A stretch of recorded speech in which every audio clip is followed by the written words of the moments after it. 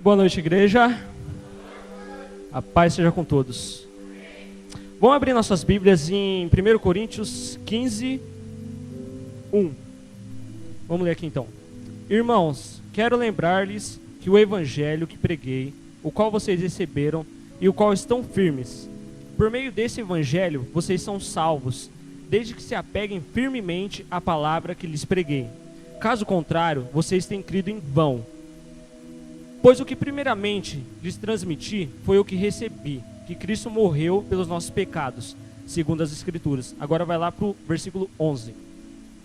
Portanto, quer ter sido eu, quer ter sido eles, é isso que pregamos e é isso que vocês creram. Então nesse versículo aqui, nesses 4 versículos, eu achei 3 fases do Evangelho, bem interessante, que todo mundo sabe e que todo mundo deve praticar. Todo mundo sabe que na vida a gente tem fases. Tem a fase quando a gente é criança, a gente está lá gatinhando, a gente sabe comer e dormir. Depois a gente já cresce um pouquinho, a gente está brincando já. Só sabe brincar, não sabe fazer mais nada. Brincar, comer e dormir. É que nem eu peguei um gato lá, agora o gato só come e dorme. Que nem o gato, só come e dorme quando você é criança. E depois você vai para a pré-adolescência. É aquela fase lá que você começa a ficar revoltado com a vida. Todo mundo está de mal comigo. Eu estou me sentindo sozinho.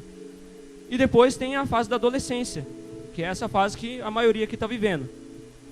E a fase adulta, que é quando você já tem uma família. Todo mundo pretende ter uma família, né? Amém? Quando você tem uma família e tal, constrói uma família, tem sua casa e você só vai trabalhar e já era. E é isso a sua vida. E também tem a fase dos jogos. Quem aqui já jogou bastante God of War? No Play 2. Esse daí foi zica demais. Então tem fases no God of War que você precisa passar. Se você não passar por elas, tem coisas que você lá na frente não vai saber fazer. Não é? Às vezes tem que voltar para você falar, caramba, eu não fiz um negócio lá atrás. Acho que eu tenho que voltar e fazer. Aí você volta lá, dá mau trabalho, mas você acaba fazendo. E a mesma coisa o Evangelho. O Evangelho tem 3 fases. Pelo menos é o que eu achei aqui nesses 4 versículos. Que é conhecer, viver e levar. A gente vai falar um pouco sobre esses 3 pontos, essas 3 fases. Agora eu quero que você coloque a mão no seu coração, feche seus olhos e repita comigo. Quero ser como Jesus e Ele acredita em mim. Eu não tenho o direito de não acreditar em mim. Amém. Pode abrir os seus olhos. E no começo do Evangelho a gente vai falar sobre conhecer Jesus, conhecer o Evangelho. E a primeira fase é o primeiro amor que a gente se encontra na igreja, a gente vai na igreja e tal. Tem aquele amor que você chora, que você baba no chão, que você deita, que você grita. É o primeiro amor que todo mundo passa. Quem aqui já aceitou Jesus já? Já teve aquele primeiro amor lá e tal? Então, você sabe o que eu estou falando. E você conhece o amor de Deus, você conhece que Ele te ama. Não importa o que você faz, não importa o que você está pecando, se você não está pecando, Jesus, Ele te ama. Então é só isso que importa para você. E você vem na RUG, você vem no culto, e você vem nas ministrações, vem na oração da virada, daqui a pouco vai ter oração da virada. Você vai na célula, você vai em tudo que tem na igreja, até quando não tem nada, você está lá na igreja. Está lá na porta da igreja esperando, não vai ter nada na igreja hoje não? Então você está lá na pegada. E eu quero falar para vocês que você não é uma vítima do amor de Deus. Você não é uma vítima do amor de Deus. O Deus não espirrou lá e caiu em você e... estou cheio do amor de Deus. Não. Você é um alvo do amor de Deus. Deus, Ele mirou em você lá e falou, vou pegar aquele cara ali, vou mirar nele e o meu amor está nele. E a mesma coisa, uma bala perdida. Quando você ouve lá falar uma bala perdida, aquela pessoa não foi o alvo, né? Certo? Aquela pessoa não foi o alvo, né? Não. Então, é a mesma coisa você, é a mesma coisa o amor de Deus. Você é o alvo do amor de Deus, você não é a vítima, você não tomou uma bala perdida. Então você é amado de Deus. E Deus, Ele dá amor. E não importa o que você faça, não importa o que você está fazendo, não importa se você errou ou não, Jesus te ama, não vai mudar o amor de Deus por você.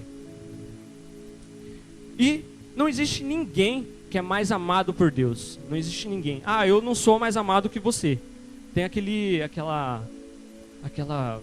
quando você ganha um irmão mais novo, você fala assim: ah, meu pai e minha mãe ama mais ele do que eu. Todo mundo que é irmão mais velho, já passou por isso, né? Ah, minha mãe ama mais meu irmão do que eu.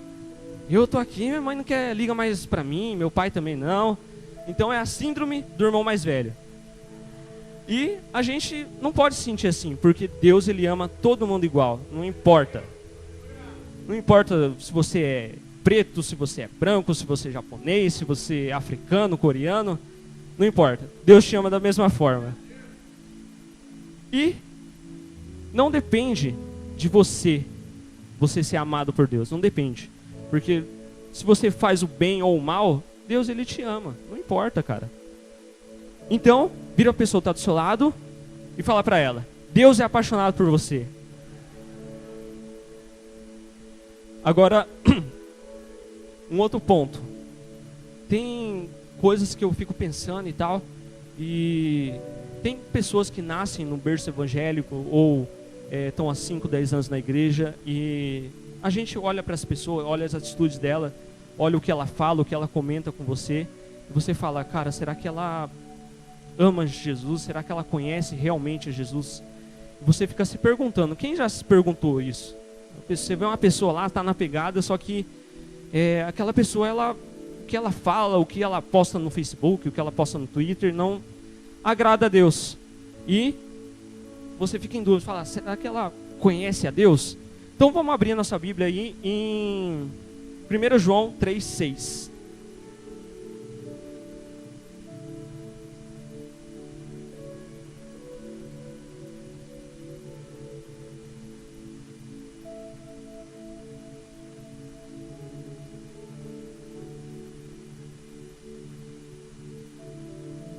Amém? Vou ler aqui então. João 3, versículo 6.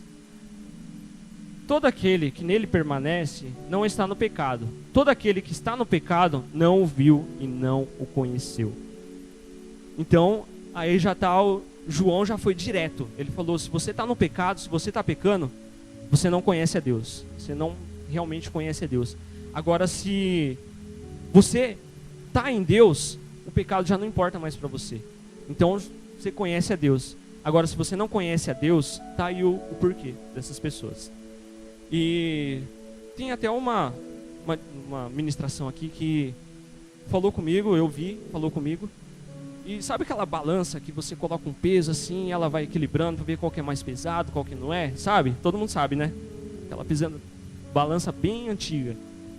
E a gente vai colocar agora Deus, Jesus. Para quem não sabe, Deus e Jesus é a mesma pessoa. Quem não sabe, quem não lê a Bíblia, é isso aí. Está aqui de um lado Deus, Jesus. E do outro lado estão as paixões da carne, as paixões do mundo. E você coloca na balança. E Deus, ele está desse lado. Agora as coisas do mundo estão desse lado.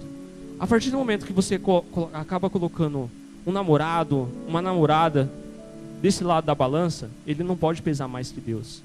Se você achar o dinheiro, colocar desse lado e a balança subir, descer na verdade, ela está pesando mais que Deus e não está certo. Porque agora vamos pensar um pouco comigo. Desse lado aqui tem Deus. Quem sabe quantas estrelas tem no universo? Quantas estrelas? Eu estava pesquisando lá e eu vi que tem 10 sextilhões de estrelas no universo. Foi o que eles conseguiram contar. E você acredita que Deus, ele sabe o nome de todas as estrelas e conta elas? Você sabia disso? Agora está desse lado. Esse cara aqui, que só conta todas as estrelas do céu e sabe o nome de todas elas. E desse lado está as paixões da carne. Agora, se isso aqui, que está desse lado, for mais pesado que Deus, isso daqui não é Deus que você colocou desse lado. Isso daqui não é um pensamento, não é Deus de verdade. Isso aqui é um pensamento, uma concepção de Deus, mas não é Deus. Isso daqui é uma outra coisa. Isso daqui é religião, pode ser qualquer coisa, mas não é Deus. Porque se fosse Deus, ele ia quebrar essa balança de tão pesado que ele é.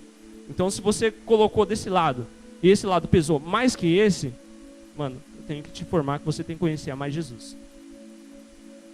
E vamos para o segundo aqui, que é viver. Feche seus olhos, coloca a mão no seu coração e repita comigo. Quero ser como Jesus e Ele acredita em mim. Eu não tenho o direito de não acreditar nas pessoas. Amém. Quando você já conhece a Deus, você sabe o amor que Ele tem por você, certo? Então, você tem uma segurança em Deus que Ele te ama, não importa o que você faça. E quando você entende isso, a sua vida para de ser inconstante. Sua vida para de ser, um dia eu estou triste. Você acorda de manhã, está triste. Por que você está triste? Não sei não, mas eu estou triste. O que aconteceu? Não sei, mas acordei aqui, mas não estou triste. Aí a pessoa de manhã dá uma risada já, começa a brincar. Meio-dia, hora do almoço, já dá aquela fome, né? A pessoa fica triste de novo. Tô com fome. Aí a pessoa vai lá, come, aí tá feliz. Aí chega 6 horas da tarde, a pessoa já quer cortar os pulsos de novo. Daí essa vida inconstante, ela vai parar, porque você sabe o quanto Deus te ama, não importa o que você faça. E são 3 coisas que impedem da gente viver plenamente em Deus, que é o pecado. O pecado, muitas vezes, não é só o pecado. Como eu posso explicar? Mas o pecado, ele vai te atrapalhar, só que ele não pode vencer você. Você não pode falar, eu estou pecando, só que eu não vou para a igreja hoje porque eu pequei. Estou mal, pequei, eu fiz coisa errada, não vou para a igreja. Agora, isso daqui não pode te impedir. Outra, medo da opinião alheia. Não importa seus amigos do mundo. Você largou lá o mundo e tal, largou as pessoas, seus amigos, a sua vida de baladinha lá, de baile funk, largou tudo. Aí seus amigos começam a te julgar. Virou crentinho agora, pastorzinho. Você é muito certinho, você faz tudo certo. Mano, eu odeio esse tipo de pessoa. Você é muito certo. Mano, cala a boca, velho. Cala a boca. Não sou certo, não. O santo é só Deus. Eu tento ser santo. Eu tento ser certo. Só que certinho eu não sou, não. Só é uma palavra muito idiota, né? E o outro, o mundo é melhor. Quando você está na presença de Deus, você fala, caramba, será que aquilo no mundo que eu larguei é melhor? Será que aquilo no mundo que eu larguei ia dar mais alegria, mais prazer para mim? Você começa a se perguntar. Então essas 3 coisas têm que sair da sua vida, tirar da sua vida. E vamos abrir em Isaías 54:5.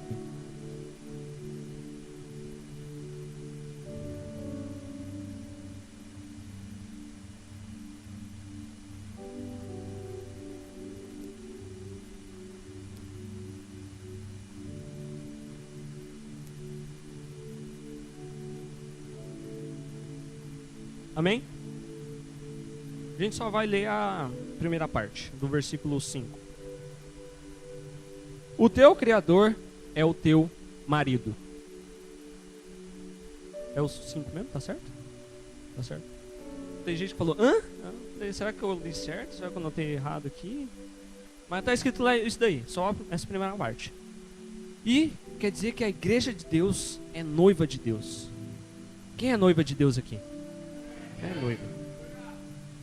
E tem até um exemplo que eu tinha ouvido, que tinha um pastor, que ele estava lá na sala dele lá, e chegou a empregada dele, pode chamar de empregada, né? Não é empregada dele, chegou lá, bateu na porta, aí o pastor foi lá, abriu, a empregada dele entrou, beleza, passou o empregado.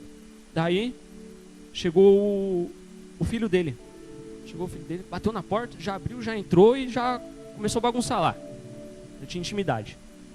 Daí, passou um tempo, entrou a mulher do pastor. Aí a mulher do pastor já entrou, abriu a porta assim, começou a falar, a conversar com ele e tal. E isso daí é a noiva de Cristo. A gente tem que ser assim com Deus. A gente tem que ter intimidade com Deus. Como que a gente tem intimidade com Deus? Lendo a Bíblia, jejuando. Qual que é o WhatsApp de Deus? É a Bíblia. A Bíblia é o WhatsApp de Deus. Então você tem que ler a Bíblia, orar e jejuar.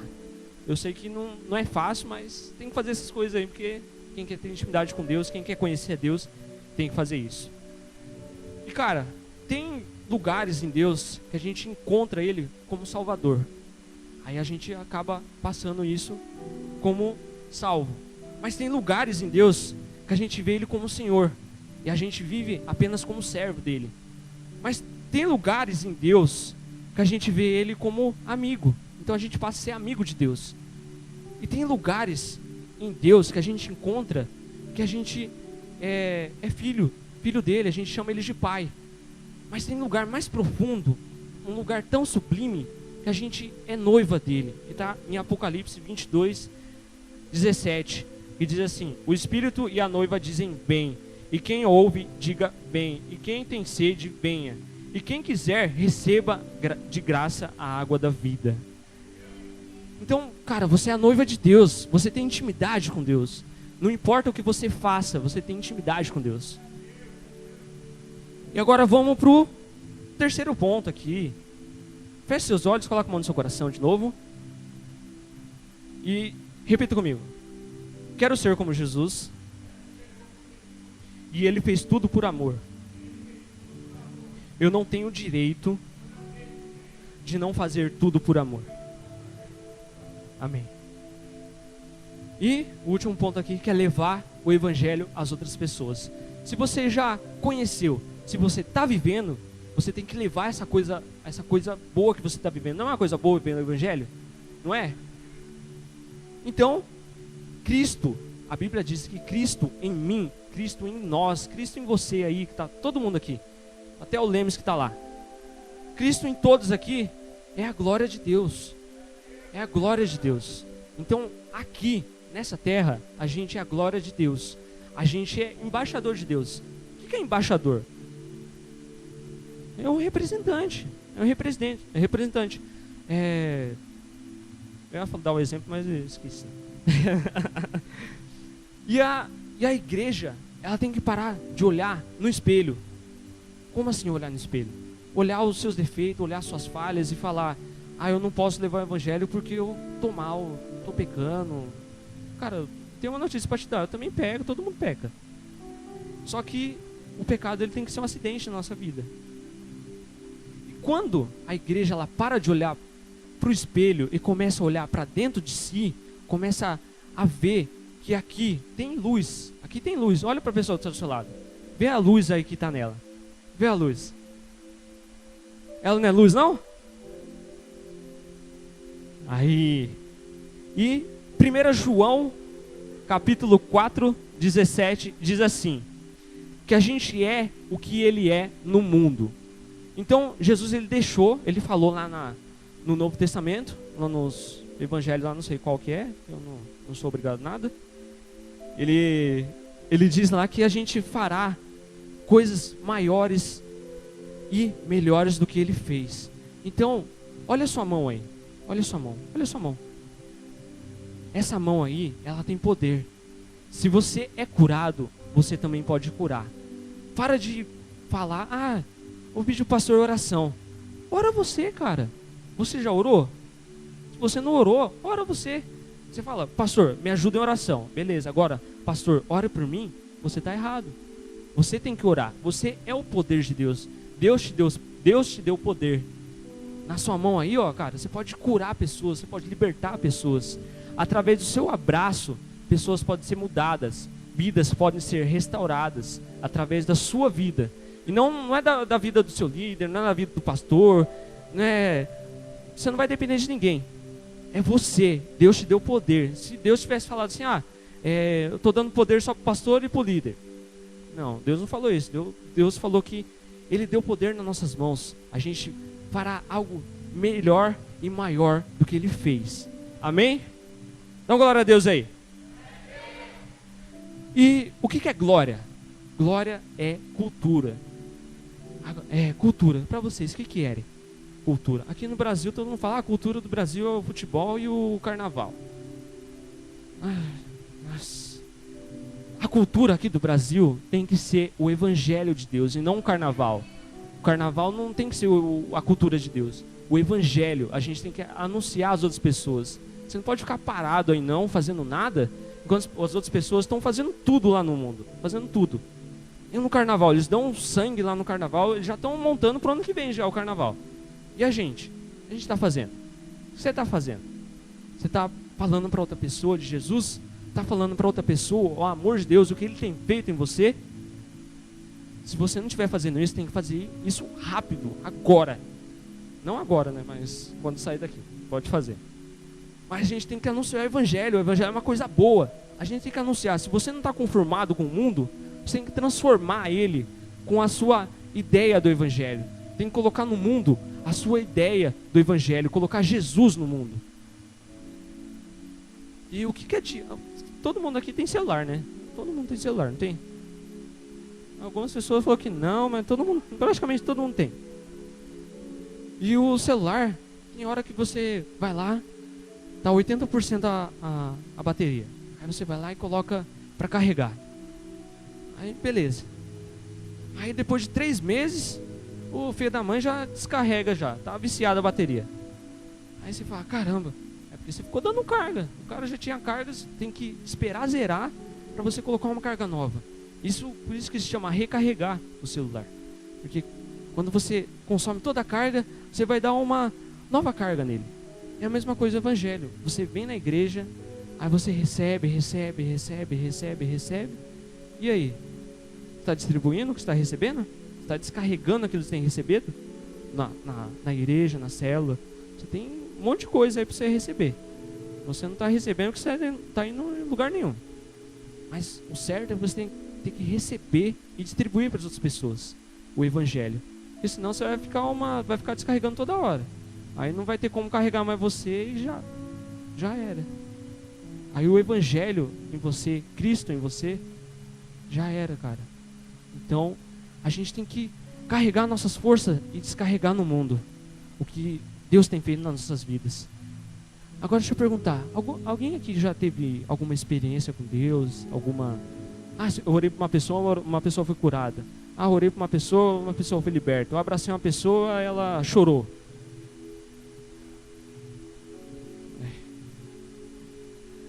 Então a gente tem que buscar mais experiência com Deus. Mais experiência com Deus.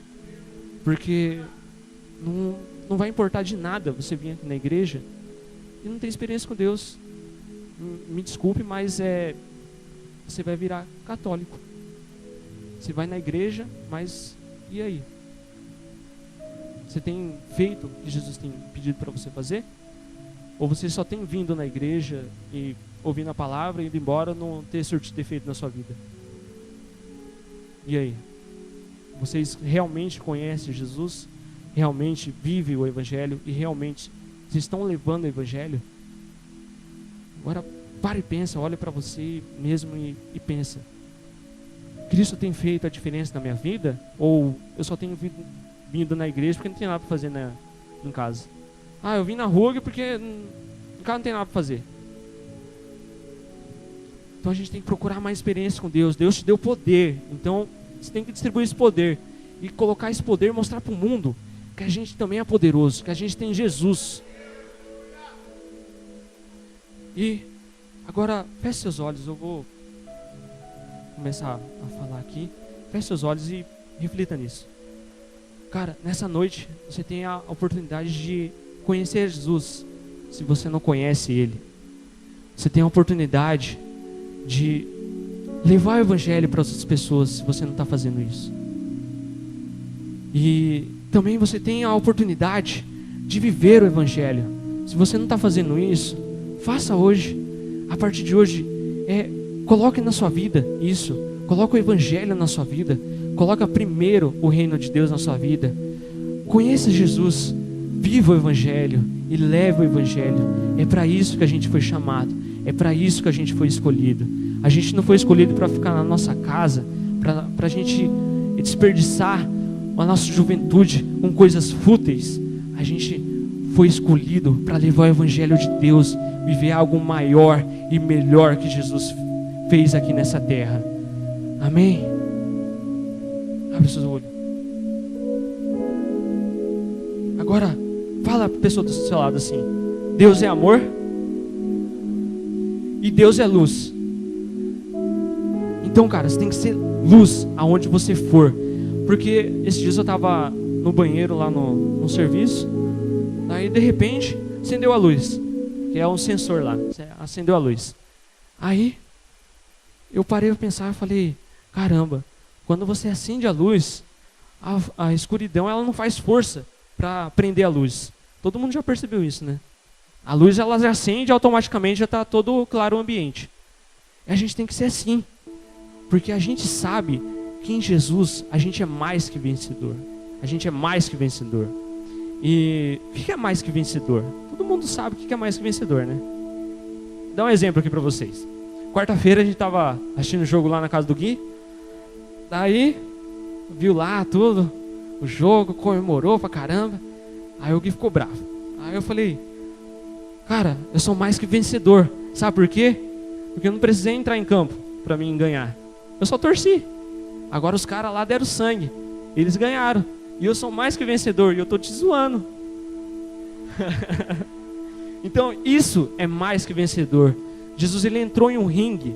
E ele apanhou por você, por mim, por todos que estão aqui. Jesus morreu por todos nós. E você não precisou ir lá na cruz ser crucificado. Você não precisou apanhar. Você não precisou fazer nada. E Jesus ele foi muito bonzinho em ser crucificado. Porque ele poderia sair de lá, bater em todo mundo, matar todo mundo e já era. E hoje você não estaria aqui. Mas não, Jesus ele foi lá e se entregou por amor a todos nós. Por amor a você, por amor a mim. Jesus ele se entregou. Agora, se você vê, vou dar um exemplo. Tá lá o marido, aí o marido vai lá, ele é zoado, ele apanha lá e tal. Pra ele, tranquilo. Agora, vai uma pessoa mexer com a mulher dele, mexer com a esposa dele, mexer com a noiva dele. É a mesma coisa de Jesus. Os caras bateram em Jesus, fizeram o que fizeram com Jesus, mas vai mexer na noiva dele. Ele fez isso tudo pela noiva dele. E você é a noiva de Jesus. Amém? Vamos colocar de pé.